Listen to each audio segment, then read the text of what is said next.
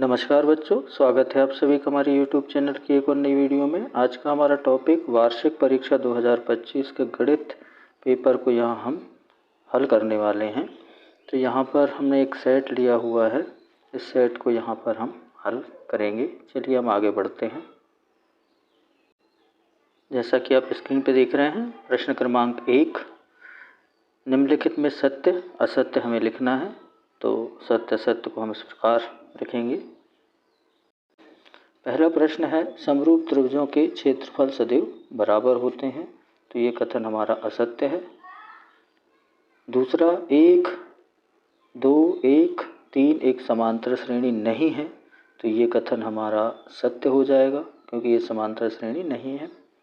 तीसरा, किसी बिंदु में y अक्ष से दूरी उस बिंदु का y निर्देशांक होता है। तो ये कथन भी हमारा असत्य है, वो हमारा x का निर्देशांक होता है। शंकु के आयतन का सूत्र पाई r का वर्ग। तो ये कथन भी हमारा असत्य है। इसके आयतन का सूत्र 1/3 पाई r वर्ग h होता है।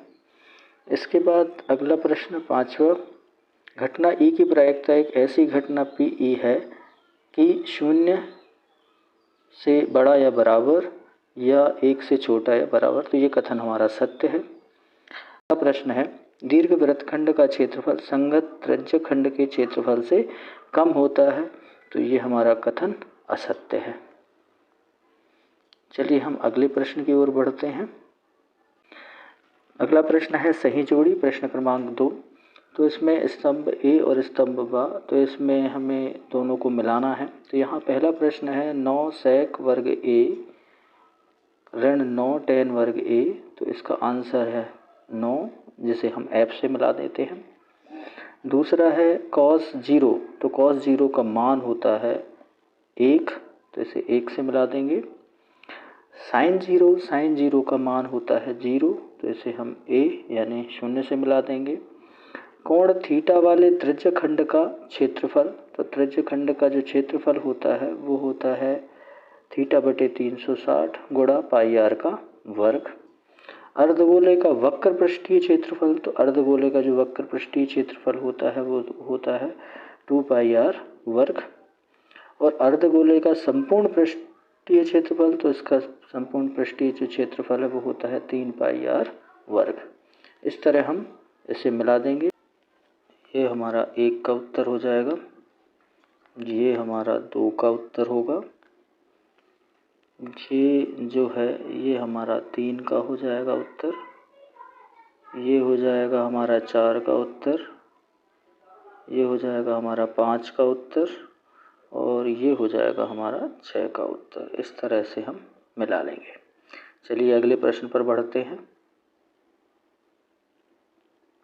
प्रश्न क्रमांक 3, प्रत्येक का एक शब्द ऑब्लिक वाक्य में उत्तर दीजिए। तो इसका पहला जो प्रश्न है वो है द्विघात समीकरण का मानक रूप लिखिए। तो इसका मानक रूप होता है ax का वर्ग धन bx धन c बराबर 0। दूसरा है दो त्रिभुजों के समरूप होने की एक शर्त हमें लिखनी है। तो यहाँ हम लिखेंगे संगत कोण बराबर होते हैं। इसके बाद है प्रश्न क्रमांक 3, मूल बिंदु 0, 0 से बिंदु x1, y1 की दूरी। तो इसका जो सूत्र होता है वो होता है करनी के अंदर x1 का स्क्वायर प्लस y1 का स्क्वायर।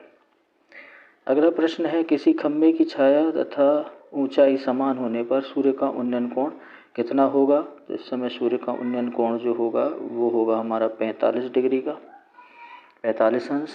5वां, कोण थीटा एवं त्रिज्या r वाले त्रिज्यखंड के संगत चाप की लंबाई का सूत्र। तो इसकी चाप की लंबाई का जो सूत्र होता है वो होता है θ/360 गुणा 2 पाई r। छठा प्रश्न है, वर्ग 20, 40 का वर्ग चिन्ह या मध्य बिंदु। तो इसका मध्य बिंदु होगा 30। इस तरह इसके आंसर होंगे। चलिए अगले प्रश्न की ओर बढ़ते हैं।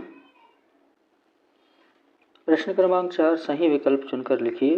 पहला प्रश्न है 6 और 20 का HCF, तो इसका HCF होता है 2, ये हमारा आंसर हो जाएगा। अगले प्रश्न की ओर बढ़ते हैं।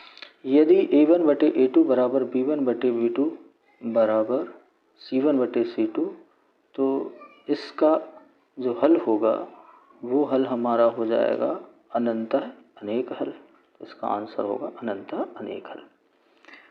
तीसरा प्रश्न है द्वैघात समीकरण ax का वर्ग धन bx धन c बराबर 0 के मूल वास्तविक और बराबर, तो इसके लिए आंसर होगा b की घात 2 ऋण 4ac बराबर 0।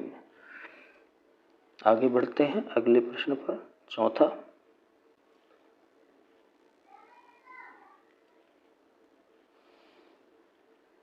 प्रश्न है एक AP है, समांतर श्रेणी है, 2 4 6 का 10वां पद, इसे हल करने के लिए ये हो जाएगा an = a प्लस n ऋण 1 इंटू d, अर्थात ये हो जाएगा 2 + 9, 10 पद हैं तो 10 - 1 हो जाएगा 9 गुणा 2। इसको और हल करेंगे तो ये हो जाएगा 2 धन 18, या जिसका आंसर आ जाएगा हमारे पास 20, इसका आंसर होगा C। पांचवा बिंदु 2 3 तथा 4 1 के बीच की दूरी, तो इसका जो हल है वो हो जाएगा, फार्मूला लगाएंगे हम, तो ये हो जाएगा x2 - x1 का स्क्वायर प्लस y2 - y1 का स्क्वायर। इसे और हल करेंगे तो इसका आंसर हमें मिल जाएगा 4 ऋण 2 का वर्ग धन 1 ऋण 3 का वर्ग, और हल हो जाएगा तो आ जाएगा 2 का वर्ग धन, यहाँ जाएगा ऋण 2 का वर्ग, और हल होगा तो यह जाएगा √4 + 4, और हल होगा तो यह जाएगा √8, इसका आंसर होगा A √8। अगला प्रश्न है छठा एक वृत्त की कितनी स्पर्श रेखा हो सकती हैं, तो इसका आंसर है अनंत, अनंत स्पर्श रेखाएं हो सकती हैं। चलिए अगले प्रश्न पर बढ़ते हैं।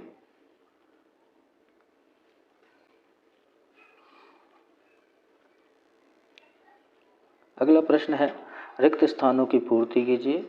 इसका पहला जो प्रश्न है उसमें है करनी 2 1, तो यहाँ आ जाएगा अपरिमेय संख्या है, तो करनी 2 एक अपरिमेय संख्या है। प्रश्न क्रमांक 2 एक बहुपद जिसकी घात 3 है वह त्रिघात बहुपद कहलाता है। तीसरा प्रश्न है एक AP 3/2 1/2 ऋण 1/2, तो इसका जो सार्वांतर है वो ऋण 1 हमें प्राप्त होगा। इस तरह 1/2 में से 3/2 हम माइनस करेंगे तो आ जाएगा -2/2, डिवाइड करेंगे तो इसका आंसर आ जाएगा -1। आगे बढ़ते हैं। सभी सर्वांग समत्रिभुज समरूप। पांचवा वृत्त के 2 बिंदुओं पर प्रतिच्छेद करने वाली रेखा को हम कहते हैं छेदक रेखा, इसका आंसर होगा छेदक रेखा। छठा प्रश्न कृषि घटना E के लिए PE धन PE नहीं, तो इसका आंसर होगा 1। इस तरह से हम स्थानों की पूर्ति हम करेंगे। अगले प्रश्नों के लिए हम नेक्स्ट वीडियो में मिलते हैं, तब तक के लिए धन्यवाद।